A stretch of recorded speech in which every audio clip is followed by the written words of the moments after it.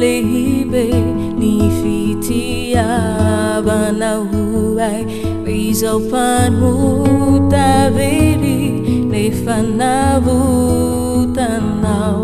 laila nau nalasakau bahamunde nawai ea fakawisau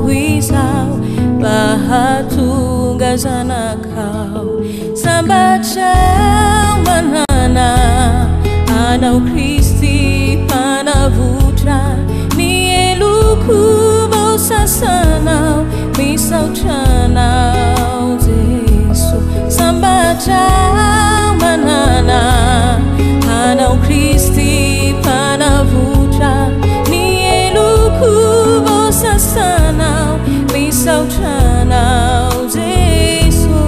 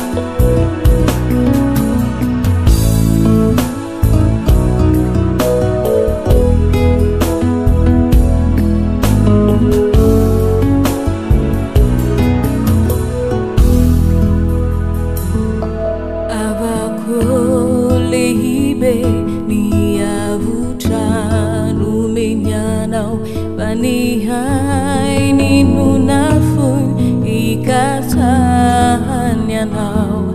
mula binauve zanfitia banihizan raisure tiuneninau manatunaizau sambaca iganau rahat